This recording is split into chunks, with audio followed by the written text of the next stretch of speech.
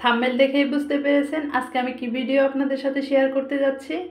আজকে আমি করে দেখাবো আলুর পুর ভরা সূর্যমুখী পিঠার রেসিপি। হ্যালো এভরিওয়ান, আসসালামু আলাইকুম। কেমন আছেন আপনারা সবাই? আশা করি সবাই ভালো আছেন।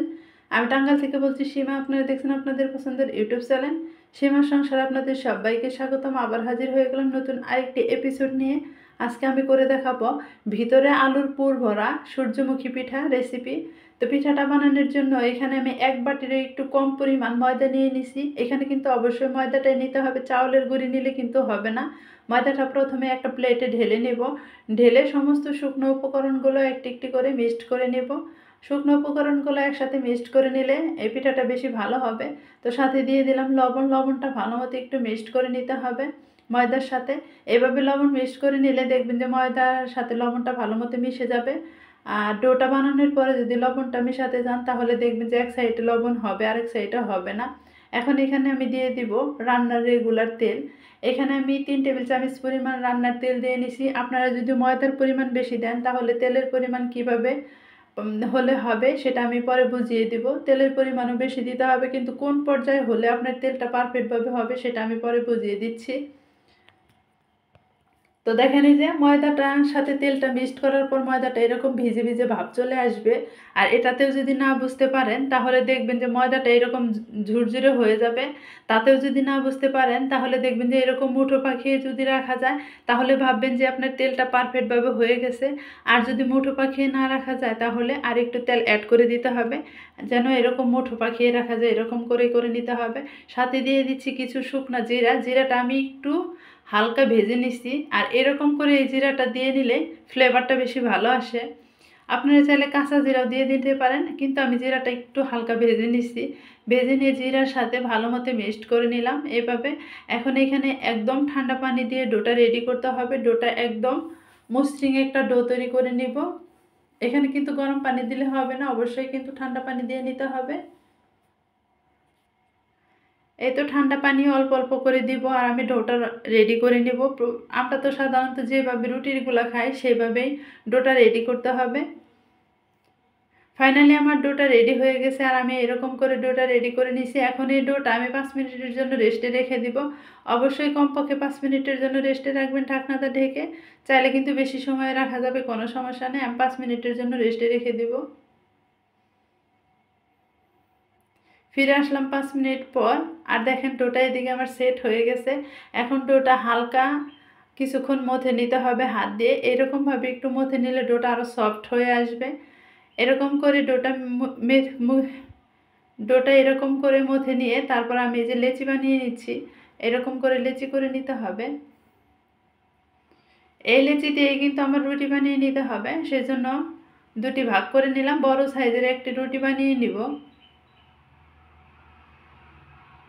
এরকম করে ডোলে তারপর রুটিটা বানিয়ে নেবেন, তাহলে আপনার রুটিটা অনেক সুন্দর হবে।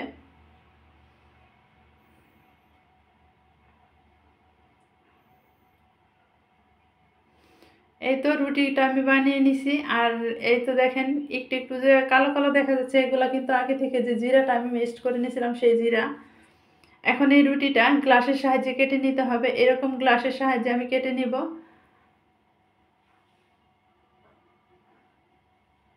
এইভাবে কেটে নিতে হবে গ্লাসের সাহায্যে। যে পিসগুলো বের হয়ে আসবে সেগুলো আলাদা রেখে দেবো, আর বাকি অংশ দিয়ে কিন্তু আবার রুটি বানিয়ে নিতে হবে।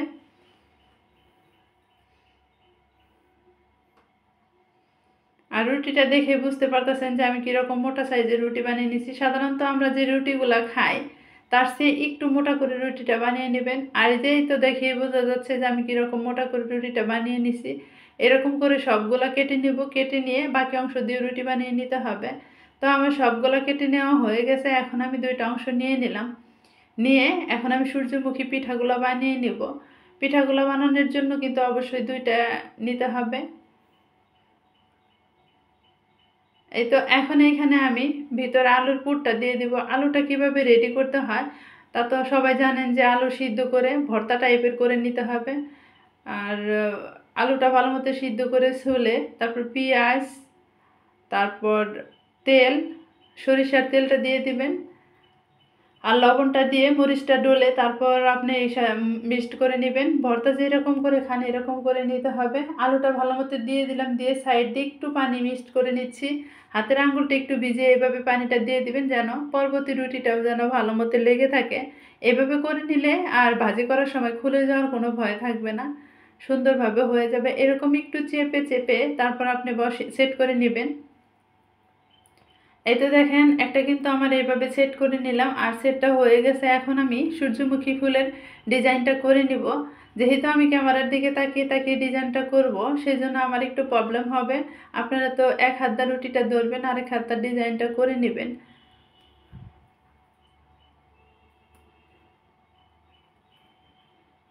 আর ডিজাইনটা করার জন্য আর দেখেন এরকম হয়ে গেছে। আর ডিজাইনটা করার জন্য অবশ্যই কিন্তু চাকু ইউজ করতে হবে। আর এখানে আমি একটু এখানে একটু চিহ্ন করে নিচ্ছি গ্লাস দিয়ে, কারণ বাউন্ডারির ভিতরে আমি চলে যাব না, সেজন্য একটু চিহ্ন করে নিচ্ছি। বাউন্ডারির বাহিরে আমার ডিজাইনটা করে নিতে হবে। এই তো দেখেন এই ভিতরের যে চিহ্নটা দেখা যাচ্ছে, ভিতরে যেন না চলে যায় চাকুর সাহায্যে কেটে নেওয়ার সময়, সেজন্য এরকম করে আমি চতুর্দিক দিয়ে একটু রাউন্ড শেপ দিয়ে নিলাম, দিয়ে এরকম করে কেটে নিতে হবে। গ্লাসের যে চিহ্নটা দেখা যাচ্ছে, চিহ্নটার বাহিরে এরকম করে ডিজাইনটা করে নিতে হবে। একদম কিন্তু ইজি, খুব কিন্তু সময় লাগে না, তাড়াতাড়ি হয়ে যায়। এরকম করে সম্পূর্ণ রুটিটা আমি এভাবে কেটে নিব। আর অবশ্যই কিন্তু খেয়াল রাখতে হবে যে বাউন্ডারির ভিতরে কোনো চলে যেন না যান, কাটতে কাটতে বাহির দিয়ে কেটে নিতে হবে। এই তো দেখেন সম্পূর্ণভাবে আমি রুটিটা কেটে নিছি। এখন হাতে হালকা একটু ময়দা মিক্সড করে নিলাম, ময়দাটা মিক্সড করে ডিজাইনটা করে নেব। এখানে আমি কেটে যে নিছি 3টা করে আমি কেটে নেওয়া অংশ এভাবে নিয়ে নেব। দেখেই বুঝতে পারতেছেন যে কিভাবে আমি করে নিচ্ছি। যেহেতু ক্যামেরার দিকে তাকিয়ে তাকিয়ে করতেছি, সেজন্য কিন্তু আমার একটু প্রবলেম হচ্ছে। এই তো দেখেন এইভাবে সমস্ত ডিজাইনটা করে নিতে হবে। আর ডিজাইনটা করার পরে দেখেন কত সুন্দরভাবে ফুটে ওঠে। এভাবে 3টা করে পিস নিয়ে নিচ্ছি, মানে কেটে যে নিচ্ছি, কেটে নেওয়া অংশ 3টা করে নিয়ে নিচ্ছি, নিয়ে এরকম করে ডিজাইনটা আমি করে নেব।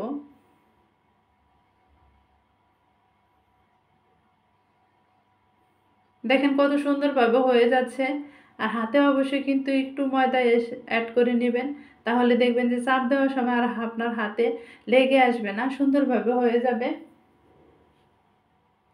এখানে যে আমি শুকনো জিরাটা ইউজ করছি, জিরার পরিবর্তে আপনারা কালো জিরাও ইউজ করতে পারবেন, সমস্যা নাই। এখানে বলে বোঝানোর কিছু নেই, আপনাদের দেখে বুঝে নিতে হবে যে আমি কিভাবে করে নিচ্ছি। একদম কিন্তু সহজভাবে করে আপনাদের দেখিয়ে দিলাম। আর সম্পূর্ণটা আমি এভাবেই করে নিব। করে নেওয়ার পরে আর অনেক সুন্দর দেখা যাবে।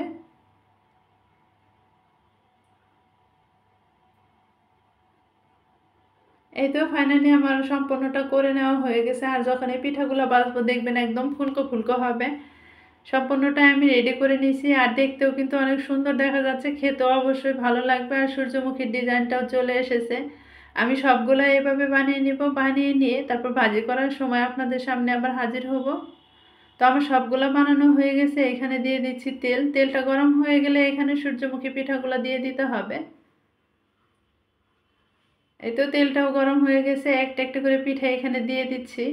একবারে বেশি পিঠা দিতে যাবেন না, একটু জায়গা খালি রেখে রেখে পিঠাগুলো দিবেন, তাহলে এপিট ওপিট করে ভাজি করার সময় সুবিধা হবে। একবারে বেশি পিঠা দিতে গেলে দেখবেন যে এক জায়গায় তেলে হচ্ছে, আরেক জায়গায় হচ্ছে না। আর এই পিঠাটা দেখেন তেলে দেওয়ার সাথে সাথে কীরকমভাবে ফুলে উঠেছে। এরকমভাবে কিন্তু ফুলকো ফুলকো হবে এই পিঠাগুলো।